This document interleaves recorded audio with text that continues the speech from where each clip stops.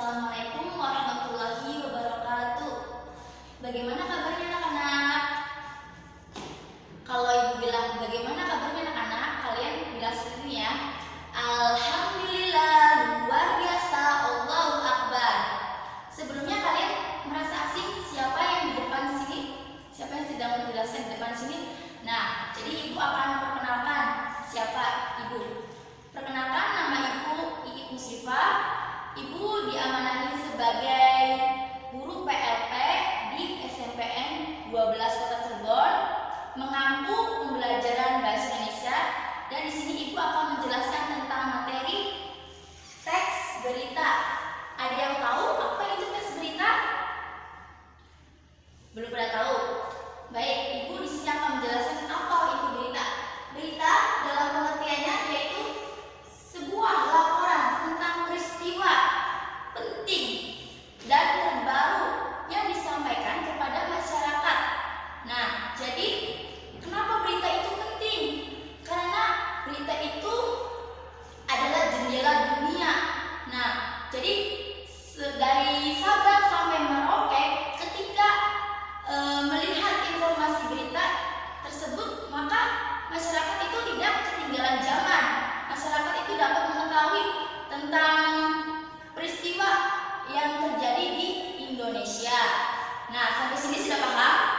Kalau sampai sini sudah paham, kita berlanjut ya. Tadi pengertian berita. Sekarang kita menuju ke ciri-ciri berita. Nah, ciri-ciri berita terbagi menjadi 5. Nah, ciri-ciri berita itu terbagi menjadi 5 bagian. Yang pertama, judul berita bisa mewakili isi berita. Mengapa judul berita itu bisa mewakili isi berita? Kita nggak mungkin kan kalau kita membuat berita judulnya misalkan gempa bumi di kota Bogor. Nah, kita tidak mungkin isinya gunung meletus di Surabaya. Isinya tuh kayak gitu, gunung meletus terjadi di Surabaya, waktunya jam 4 sore. Nah, tidak mungkin kan? Jadi antara judul dengan isi harus sinkron. Nah, makanya di ciri judul berita bisa mewakili isi berita. Lalu poin kedua,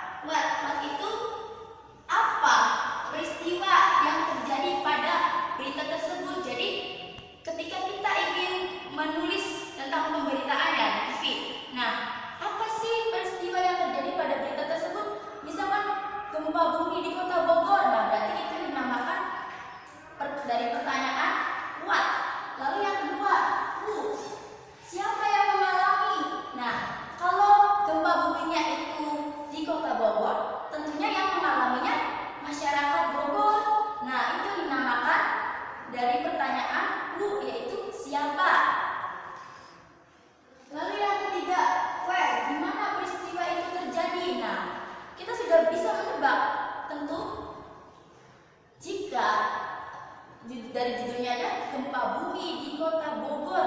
Nah, berarti tempatnya ini di mana?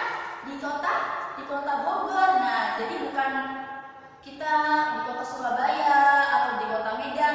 Jadi kita harus fokus kepada judul pemberitaan tersebut. Lalu yang keempat, kapan peristiwa itu terjadi? Jadi ketika pemberitaan tersebut pukulnya 14.00 waktu Indonesia Barat. Nah, jadi kita harus tepat menuliskan waktunya. Berarti terjadi gempa bumi di Kota Bogor itu pukul 14.00 waktu Indonesia Barat. Jadi harus tepat di kapan peristiwa itu terjadinya. Itu jangan sampai kita menuliskan waktunya itu salah kaprah gitu, beda dengan peristiwa yang sesungguhnya.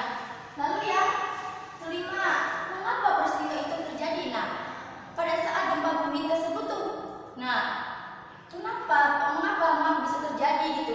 Apa sebabnya? Nah, itu yang dinamakan dari pertanyaan why, yaitu mengapa peristiwa itu terjadi.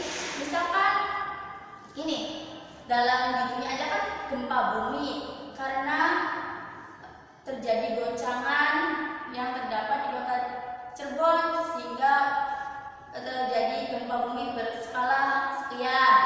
Itu dinamakan mengapa. Lalu bagaimana? Nah, pertanyaan dari how itu bagaimana proses terjadinya peristiwa tersebut. Jadi apa akibatnya? Tadi kan sebab, sekarang kita menuju ke akibat, menjelaskan akibat. Apa akibat dari gempa tersebut? Masyarakat yang meninggal sekian, rumahnya pada roboh. Nah, itu dinamakan bagaimana, dari pertanyaan bagaimana peristiwa itu terjadi. Nah, sampai sini sudah paham? Kalau sampai sini sudah paham, kita menuju kepada kaidah kebahasaan teks berita. Kaidah kebahasaan teks berita itu terbagi menjadi 7. Nah, yang pertama bahasanya baku. Jadi mengapa dalam pemberitaan itu menggunakan bahasa baku? Karena bahasa baku adalah bahasa yang sudah umum sehingga mudah dipahami bagi masyarakat di Indonesia. Coba bayangkan kalau bahasanya itu menggunakan bahasa Inggris semua, bahasa Jepang semua. Apakah kita paham dengan isi berita tersebut? Tentunya kita tidak semuanya paham tentang isi berita tersebut. Jadi mengapa menggunakan bahasa baku? Ya, karena bahasa baku merupakan bahasa umum yang dapat dipahami oleh masyarakat Indonesia. Lalu yang kedua, kalimat langsung. Nah, kalimat langsung merupakan kalimat tiruan dari narasumber. Jadi misalkan kita pernah tidak kalau kita melihat berita tuh, nah ada narasumber yang bicara menjelaskan gini, karena gempanya pada sekian waktunya gini. Jadi pas itu yang dinamakan kalimat langsung. Jadi misalkan kita tuliskan lagi ya di dalam buku. Nah, berarti yang diujarkan oleh narasumber tersebut kita tulis kembali dengan peristiwa yang sebenar-benarnya terjadi. Maksudnya yang ucapan narasumber itu persis dengan apa yang kita tuliskan. Jadi tidak ada rekayasa. Lalu yang ketiga, konjungsi bahwa. Nah, konjungsi bahwa ini berfungsi untuk mengganti atau mengubah kalimat langsung menjadi kalimat tidak langsung. Selanjutnya, konjungsi temporal. Nah, konjungsi temporal ini merupakan urutan waktu. Nah, misalkan kemudian, lalu, dan lain-lain. Nah, itu merupakan konjungsi temporal. Selanjutnya, kronologis. Nah, kronologis itu merupakan peristiwa yang terjadi pada berita tersebut. Jadi dalam misalkan tentang gempa ya, nah kita menjelaskan tentang kronologisnya, masalahnya gempa sekian berskala besar sekian, waktunya sekian. Nah, jadi kita menjelaskan tentang kronologisnya atau peristiwa terdapat pada berita tersebut. Lalu yang keenam,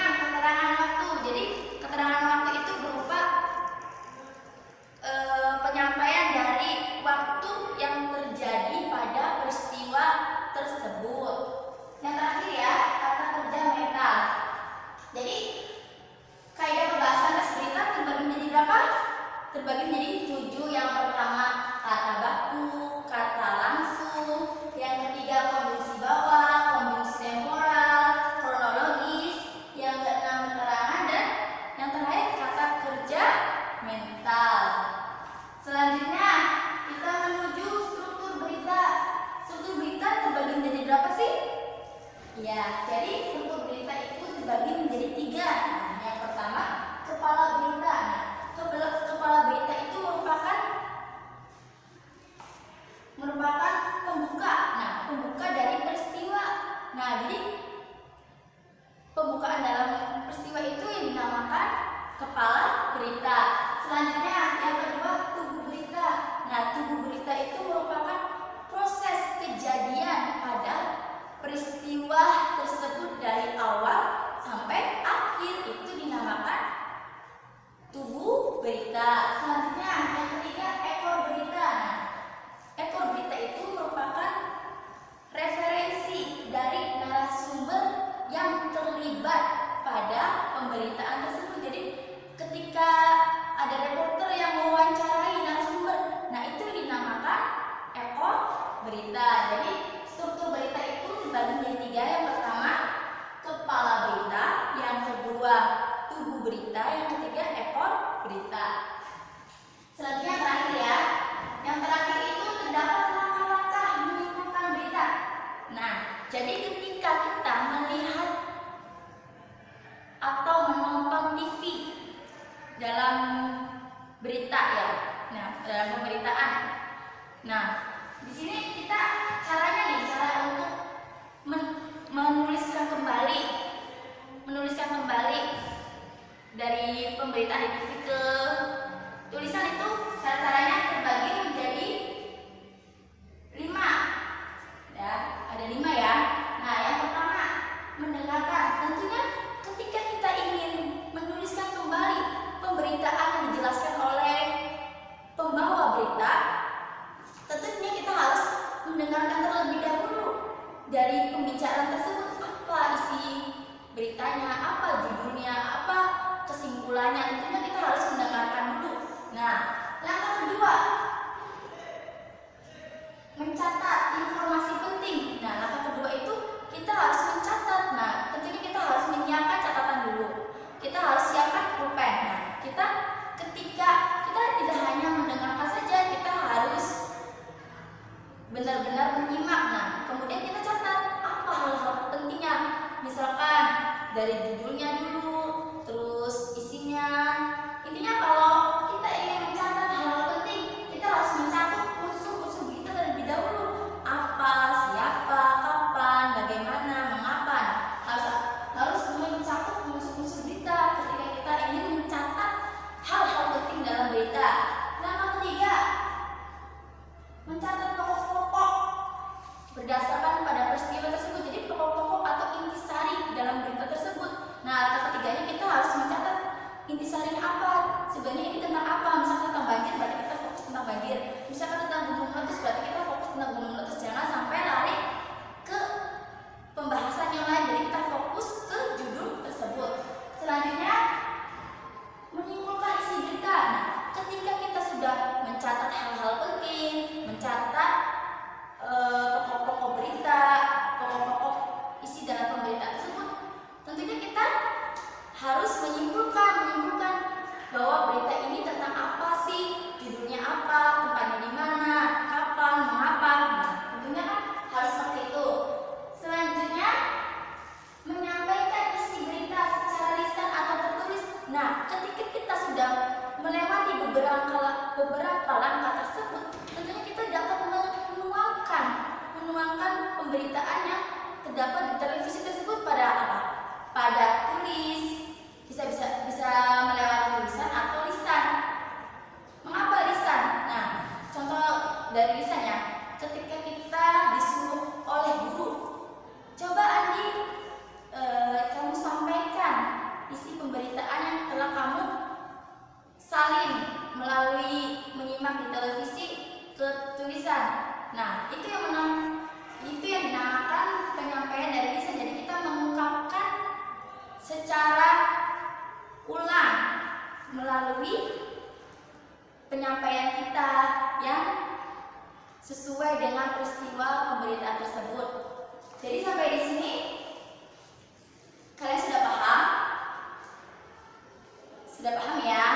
Jadi cukup sekian yang dapat Ibu sampaikan. Kurang lebihnya mohon maaf. Wassalamualaikum warahmatullahi wabarakatuh.